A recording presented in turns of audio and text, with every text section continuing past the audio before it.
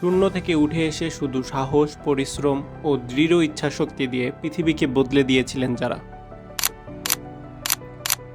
Abraham Lincoln, যার শুরুটা ছিল চরম দারিদ্র্যের মধ্যে ছোট একটি কাঠের ঘরে। পরিণতি, তিনি নির্বাচিত হন আমেরিকার অন্যতম শ্রেষ্ঠ প্রেসিডেন্ট এবং দাসপ্রথা বিলোপের নেতা। ডক্টর এপিজে আব্দুল কালাম, যার জন্ম মধ্যবিত্ত একটি পরিবারে, এবং তিনি হয়ে ওঠেন ভারতের 11তম রাষ্ট্রপতি এবং মহাকাশ রকেট বিজ্ঞানী। ধীরুভাই আম্বানি, একজন সাধারণ দোকানদারের ছেলে, পরিশ্রম, সাহস ও উদ্যমনের জন্য তৈরি করেন Reliance industries. J K rolling, প্রথম স্বামী ছেড়ে দেওয়ার পর একাই ছোট বাচ্চা নিয়ে দারিদ্র্য ও মানসিক কষ্টে জীবনযাপন করে। তার উদ্যম, সাহস ও লেখালেখির মাধ্যমে জন্ম দিয়েছিলেন হ্যারি পটার সিরিজ, যা বিশ্বজুড়ে পাঠকপ্রিয়। ফোর্বস একসময় জে কে রলিংকে বিশ্বের সর্বোচ্চ পারিশ্রমিক পাওয়া লেখক হিসেবে ঘোষণা করে। কল্পনা চাওলা, সাধারণ মধ্যবিত্ত পরিবারের সন্তান, ছোটবেলা থেকেই উড়াল ও মহাকাশের প্রতি আগ্রহ।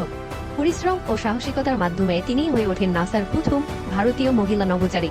তাই দারিদ্রতা শুধু জীবনের একটি অবস্থা, কিন্তু সাহস, পরিশ্রম আর অধ্যবসায় মানুষকে পৌঁছে দিতে পারে ইতিহাসের শীর্ষে। তাই তো বিল গেটস বলেছেন, if you born poor it's not your mistake, but if you die poor it's your mistake. আপনি যখন ব্যর্থ হন তখন আপনাকে কেউ শুনতে চায় না। সেই আপনি যখন একজন সফল মানুষ, তখন আপনার বলা একটি সাধারণ কথাও হয়ে ওঠে একটি মোটিভেশনাল স্পিচ। তাই হয়তো ইংরেজিতে একটি প্রচলিত কথা আছে, When money speaks, everyone forget the grammar.